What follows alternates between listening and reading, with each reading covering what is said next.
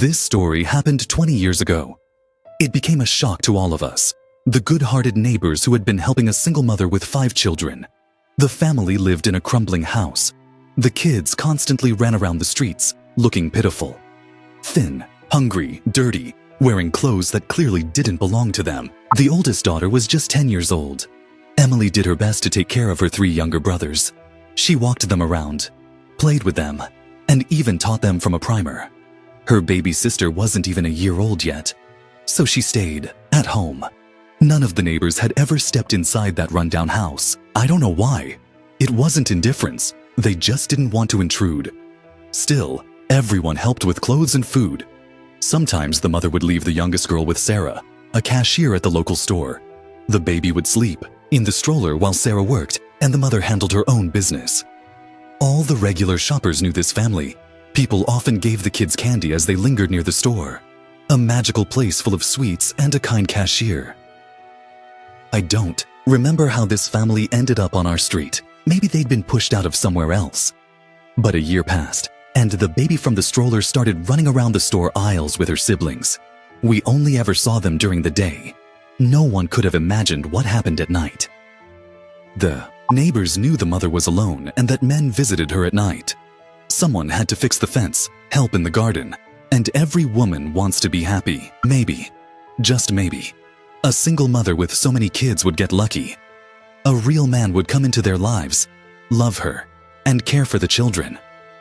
One day, I went to the store to buy groceries and give Emily my summer dress through Sarah.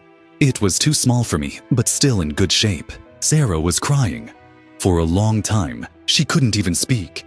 It turned out that all the children had been taken away that day. Every single one. The mother had been arrested. Why? Nobody knew yet. Everything became clear when Child Protective Services, along with the local police officer, started questioning the neighbors, trying to piece together any details. The truth horrified everyone.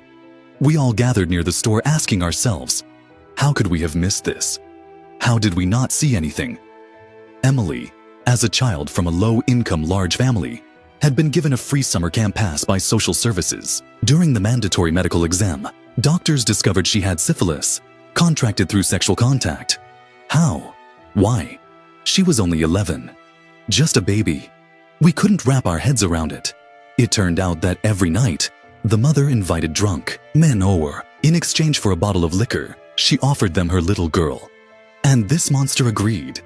We never saw Emily or the other children again. They were taken to another city for rehabilitation.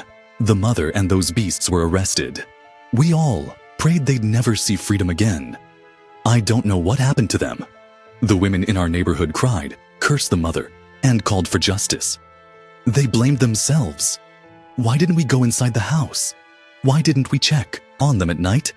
But eventually, we realized it probably wouldn't have changed anything. Who would willingly expose their own rotten core? She would have kept up the act, the kind, caring mother, while selling her daughter since she was 8 years old. By the time they moved to our street, the girl had already been living in that nightmare. No one could have guessed. Emily acted like any other kid her age, just a little needier. She knew how to sweetly ask a customer for treats and always shared with her siblings. So the question remains, should we interfere in other people's families? Is it right to enter someone's home uninvited, even if it's to help or check on things? Everyone will have their own answer. That child suffered for 3 years. The only good thing is that the truth came out, and that creature could no longer sell her other children for a bottle. 20 years have passed, but I still think about Emily.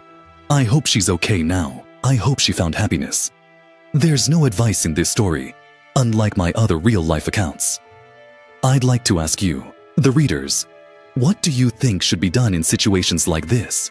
Indifference today is what scares me most. Sometimes, it's deadly. If you found this story impactful, give it a like and subscribe for more.